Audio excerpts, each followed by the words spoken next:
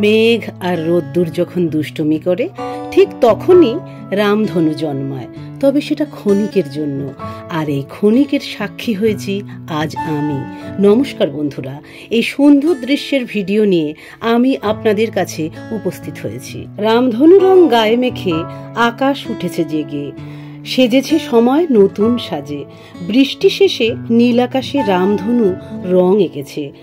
অবাক চোখে আকাশটাকে দেখছি। আকাশ, তোমার রূপ ও রং মুগ্ধ করেছে আজ সকলকে।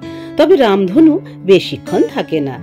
যতটুকু সময় থাকে আকাশ যেন এই কথা বলে, দেখে নাও বিকেলের শেষ আলোটুকু ফুরিয়ে যাওয়ার আগেই, কারণ একটু পরেই বিকেল ছোট হয়ে আসবে, রামধনু ধীরে ধীরে মিলিয়ে যাবে।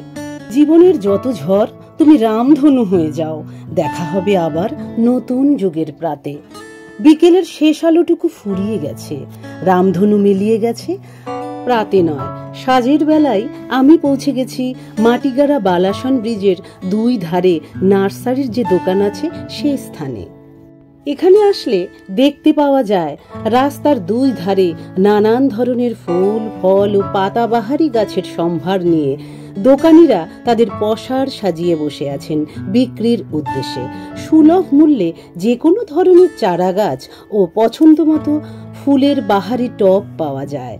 চীনামাটির তৈরি ছোট ছোট তুলসী মঞ্চগুলো সত্যি দেখবার মতো। এছাড়া অন্য অন্য চীনামাটির টবগুলোর ডিজাইন নজর কাড়ার মতো। আর রয়েছে হাতে তৈরি পাখির বাসা, যা যে কাউকে আকৃষ্ট করে। তবে বর্তমান সময়ে বালাসন ওভারব্রিজের বিস্তার আরও বাড়ছে ও আরও উন্নত করা হচ্ছে যাত্রীদের সুবিধার্থে। তাই বেশ কিছু দোকান এই কারণে বিক্ষিপ্তভাবে বসে।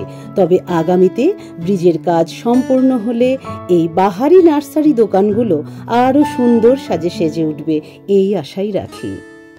সাথে থাকুন বন্ধুরা, আর দেখতে থাকুন।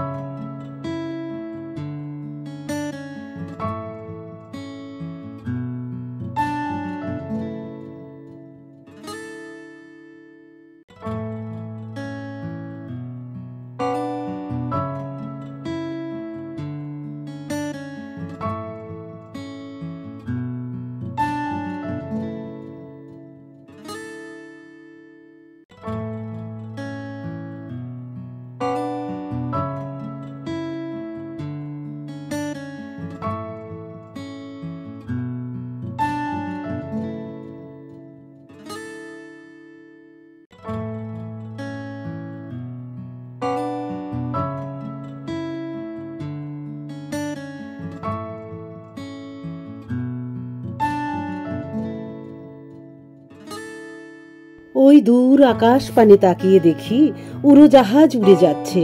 আহা, অপূর্ব তার দৃশ্য। এই দৃশ্য দেখে যেন মনে হচ্ছে কাল্পনিক উল্কাপাত বা তারা খসার দৃশ্য দেখছি। এত সব কিছুর মধ্যেও আজ 26শে জুলাই তারিখ, যে দিনটি প্রত্যেক ভারতবাসীর কাছে কার্গিল বিজয় দিবস নামে পরিচিত। এই দিনটিতে স্মরণ করার জন্য আমাদের সৈনিকপুরীবাসীরা বীর সৈনিকদের সম্মানে ক্যান্ডেল মার্চের আয়োজন করেছিল। আমরা তাদের বীরত্ব স্মরণ করি। কার্গিল বিজয় দিবস, এই দিনটি আমরা আমাদের সশস্ত্র বাহিনীর সাহস ও সংকল্পকে স্মরণ করি, যারা 1999 সালে আমাদের জাতিকে অবিচলভাবে রক্ষা করেছিল। তাদের বীরত্ব এই প্রজন্মকে অনুপ্রাণিত করে চলছে। আমরা তাদের আত্মত্যাগ স্মরণ করি। আমার গর্ব, আমার অহংকার, আমি একজন ভারতীয় সেনাপত্নী। এই সব কিছু পরিস্থিতির চাক্ষুষ করেছি খুব কাছ থেকে। তাই কার্গিল বিজয় দিবসে সকল বীর সেনাদের অদম্য চেতনাকে সম্মান জানাই। জয় হিন্দ, জয় ভারত।